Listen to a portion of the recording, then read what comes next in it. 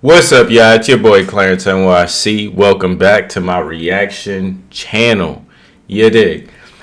Today we got an interesting video. This should be a very interesting video because I know a lot of people are interested in like Illuminati and music industry secrets and stuff. And like I've got a taste of it, and like because like my girlfriend is in it, and I'm like, I feel like I'm in it a little bit. I'm consistently around music artists, and just you hear things and you see things.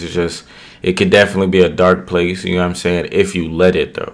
You know what I'm saying? I don't think it's something that's forced upon you if you're just in the music industry. But I do think if you're oblivious to it and you let it and you're just passive to certain things, I think definitely it can get very dark. But let's get right into this video. You know what I'm saying? Let's see what they got to say. There's Big Sean and his possible connection to the Illuminati. How Jay-Z has overcome some of the greatest obstacles, and some pretty Not my boy Jay, man. At what Not my boy Jay. To a family. All of this on today's most amazing top 10 list. Starting off this list, in our number 10 spot, we have Blessings by Big Sean featuring Drake and Kanye West. Damn. At a first glance, this song is just a moment where all the rappers can take a step back and reflect on being grateful for everything they have and everything that they have achieved. But we really get the hidden dark message when we watch the music video for the song. In the video, there are a lot of Illuminati references and symbolism. Whether or not you think that this is their admission to being a part of the Illuminati is up to you, but let me show you the imagery that I'm talking about. The video starts off with Big Sean walking on clouds, and then he begins confessing to a priest who is played by himself. This is a reflection of one of the most prevalent principles of the Illuminati, that they are all gods. To push this even further, Drake flashes the 666 hand, which shows his approval of the Antichrist. We then see Big Sean on a staircase, which is homage. I see, that's where I don't know, because Drake also, he's from the 6, so he's always throwing up the 6. It's not like he's from Atlanta and he's throwing up the 6. It's like, oh, whoa. You know what I mean? Like, it's two different area codes, you know what I'm saying? So I think sometimes they do be reaching, you know what I'm saying? I don't think they could do my boy Drake like that. And I think, I don't know. To the Freemasonry's Jacob's Ladder, and his arms are also stretched out, which is to mimic Jesus on the cross. It is no shock to us as listeners that these guys are full of themselves, but it is kind of shocking to see just how much. Coming in at number 9, we have Stan by Eminem. I mean, right off the bat, we know that Stan is a pretty conscious. This kid's afro is throwing me off. I haven't seen an afro like that since NBA Street Volume 2. Like, that's hand. Controversial song. It's about a super fan who loses his mind and gives everything up to try and get closer to Eminem. This guy abuses his girlfriend, follows Eminem from show to show, and writes him letters non-stop to try and get his attention. The term stan has stemmed from this song. For those of you who don't know, that means when you support something wholeheartedly. Now, even though there are the very obvious signs that this song is dark, with the Stan superfan dying at the end of the song, there is a part in the music video where Stan puts his pregnant girlfriend into the trunk of the car. Now, some people think that this is reference to Eminem's song Kim, where he raps about doing the same thing to his ex-girlfriend. People think that with multiple references from songs that this might have actually happened in real life, or it could just have been a dark fantasy. And guys, make sure that you like this video. It really helps us out. Eminem plays Shorty in a Never Die by Eminem. It is pretty unsurprising that Eminem has 2 tracks. Nigga, Eminem got back-to-back tracks on the demon list. In the song, he talks about his anger towards other whack rappers, critics, and ignorant fans who spew hate when they don't really know what they're talking about. But at one point in the song, he talks about how he Eminem is a pretty dark dude, man. I'm not gonna lie. Have y'all ever heard while he loves rap and the music, I'm cleaning out my closet? Like, yo, bro, to make a lot of personal sacrifices. It's one of the darkest songs I've ever heard in my life. It is his passion and the only thing he's done for the last 30 years, so it can't be easy to just quit. I thought I told you, mama. Coming in number 7, we have Changes. I never meant to hurt you. I never meant to make you cry, but tonight I'm cleaning out my closet. That shit is hard, but it's dark. It's dark. Like, it's Wesley Snipes dark. Like, Your parents barely have enough money to buy you anything, and you have to rob and steal just to eat. About how racism towards you will keep pushing you down, and how hard it is to get out of the ruthless cycle. Afro, bro. I feel like I just want to stuff this nigga through a muffler. Yo, I'm trying. I want to just stuff this kid through a muffler. Like, I just have an urge. Like, my mind is telling myself, is life worth living? Should I blast myself? Honestly, this is one of the first public things in the black community to start openly talking about mental health. And the song is about how things never change and about how the system is made to keep you in the same spot. They got Tupac struggle real. In our number 6 spot today, we've got Kill Jay-Z, which is surprisingly by Jay-Z. This is the first song on the album, 444. The song is mostly about the killing of his ego and a reflection on his past mistakes and how he handled them, but there are a few dark moments hidden in this song. One is right at the beginning when he talks about shooting his drug-addicted brother when he was only 12 years old for stealing his jewelry. Luckily, his brother was fine and didn't end up pressing charges, but it's really sad that he was in this situation to begin with.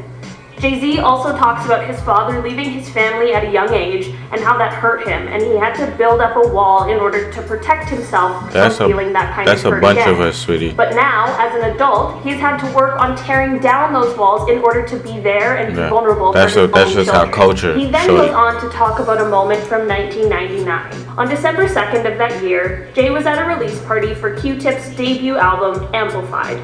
Before the party, there was bootleg copies of Jay-Z's upcoming album floating all throughout the hip-hop world. At the party was Lance Rivera, who was a music producer, and it was rumored that he may have had something to do with the leak of Jay's new album. After a confrontation at the party quickly turned into a physical altercation, Jay-Z ended up stabbing Lance. He later turned himself in, while he was facing a possible 15-year sentence.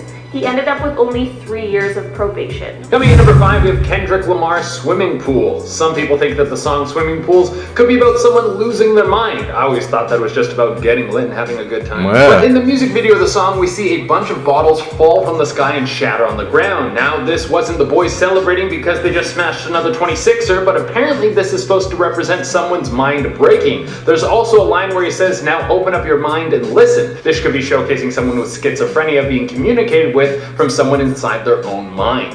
In our number 4 spot today, we have D-Rugs by Cameron. How is that dark? The song is about children whose parents choose a life of drugs over them. What? The song starts off with Cameron just speaking the intro. I think they're reaching a little bit. Remember, parents, kids don't ask to be born.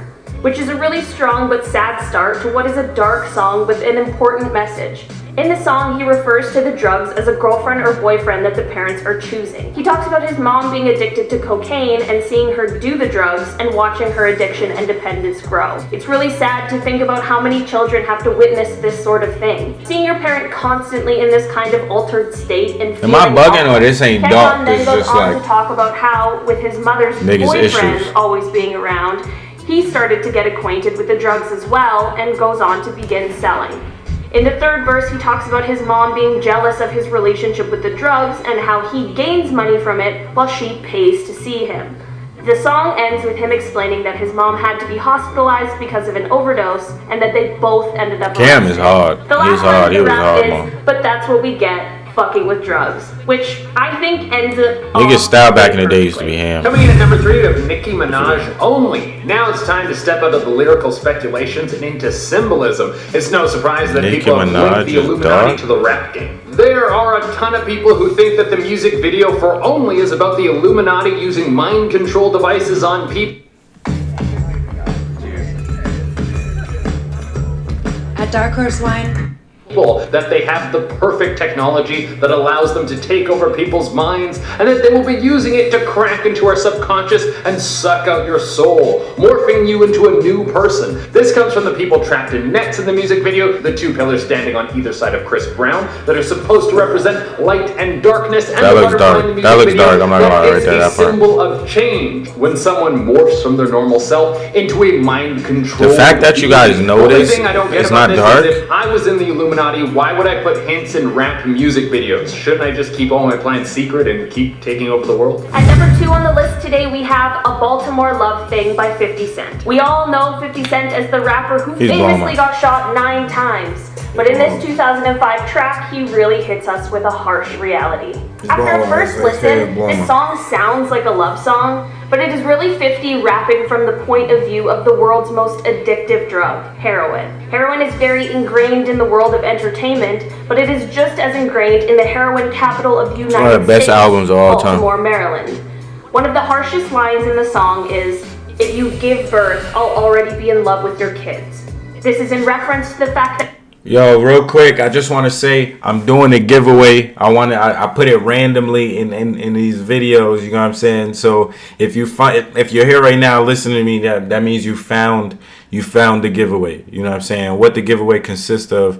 You have to follow my Instagram. You have to follow my Twitter. What else? And you have to be subscribed to my YouTube. To this YouTube page with post notifications on. You know what I'm saying? And you need to screenshot all 3 of those and DM it to me in my Twitter. Not my Instagram, not my Snapchat, not my YouTube. DM it to me on my Twitter. And I'm going to pick a person and I'm going to Cash App you $100. You know what I'm saying? That's just how I'm feeling today. You know what I'm saying? I'm going to Cash App you $100. But you have to do those things, and you have to be following my Twitter. So again, you have to be following my Twitter, my Instagram, and you have to be subscribed to my ClarenceNyc Reacts YouTube with your post notifications turned on. You're gonna screenshot all of those things and DM it to me on Twitter. You know what I'm saying? Let's get right back into the video. Yeah. That if a mother is doing heroin during pregnancy, not only is there a chance that she could lose the pregnancy, but there is also a chance that the baby will be born with the drugs in their system, causing them to have to go through a very painful withdrawal. Near the end of the song he says, "And we'll be hand in hand when we walk through those pearly gates, and to see to that, I'ma do whatever it takes." This is 50's way of describing how the drug will do everything to take over your life until it ultimately leads to your death. What are you talking about, bro? We have Kevin Gates XXL 2014 Cypher. In this song, Kevin Gates says, "Killed my brother, so I took him from his family. When I got some tears tattooed on my face, now I'm branded." You might have let this one slip by you, but apparently Kevin Gates' brother was killed by a gang member, and he wasn't going to take this lying down. Gates found the guy who took his brother's life and took him out himself. He wasn't going to wait for the police to get involved. This was personal. The tattoos on his face represent that he committed murder, and some people think that he could be affiliated with some gangs. That is a bold move to put that into a song. This guy's really putting everything out in the open. Didn't Bobby Shmurda go to jail for the exact same thing? Maybe this is past the statute of limitations. I'm not really sure how the law works. I didn't know you could use rap lyrics to put someone in jail, but apparently that's something that can totally happen. Alright guys, that's all we have for you today. Bro, I think they was totally reaching. I feel like they was reaching, but comment right now what you guys think. Do you guys think they was reaching, or do you think like these things that they're saying and doing are really something that has to do with the Illuminati and not like some just real issues and personal stuff that people from our culture kind of go through? Let me know in the comments. I would love to know. Man, make sure again that you got your post notifications turned all the way on, and that bell notification is turned on. It helps all of us. You know what I'm saying? I love you. I appreciate y'all for watching, and I'm gonna see y'all next video.